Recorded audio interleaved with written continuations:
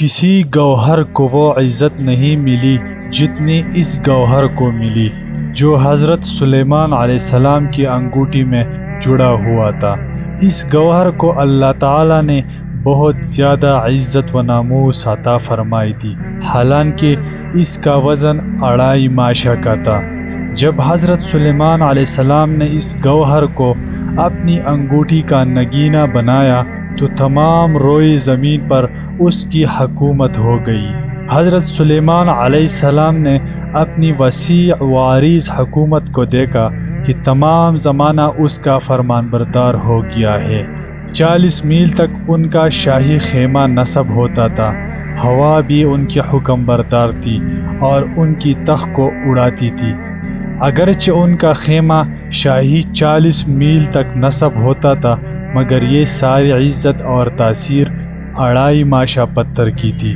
انہوں نے سوچا کہ اتنی بڑی حکومت صرف معمولی وزن کی پتھر کی وجہ سے ہے، تو انہوں نے کہا، اے اللہ، دنیا اور دین میں کوئی بھی ایسا بادشاہ نہیں ہونا چاہیے۔ اے باری تعالی، میں یقین اور اعتبار کی آنکھ سے اس نتیجہ پر پہنچا ہوں کہ حکومت ایک مصیبت سے کم نہیں ہے، حالانکہ عالم عقبا کے مقابلہ میں اس دنیا کی کوئی حیثیت نہیں ہے، لہٰذا میرے بعد کسی اور کو روئے زمین کی حکومت نہ دینا اور کسی کو اتنے بڑے امتحان میں نہ ڈالنا۔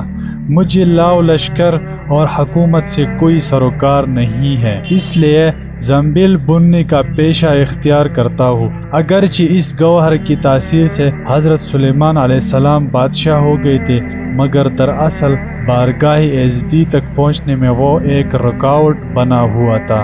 اسی لیے حضرت سلیمان علیہ السلام دوسرے انبیاء سے 500 سال بعد میں وحشت کے اندر داخل ہوں گے۔ جب اس گوہر نے حضرت سلیمان علیہ السلام کے ساتھ یہ سلوک کیا تو پھر اے مخاطب، تم جیسے پریشان حال کے ساتھ کیا کچھ نہ کرے گا؟ بہرحال گوہر بھی تو ایک پتھر ہوتا ہے، لہٰذا اس کے حصول کے لیے اس قدر کان کنی یعنی محنت نہ کرو۔ اگر جان کنی اور محنت کرنی ہے تو صرف اور صرف محبوب حقیقی کا چہرہ دیکھنے کے لیے ہی کرو۔ اے گوہر طلب کرنے والے، اپنے دل سے گوہر کی محبت کو نکال دو اور محبوب حقیقی کے دیدار کی گوہر کا طلب کرنے والا بن جا۔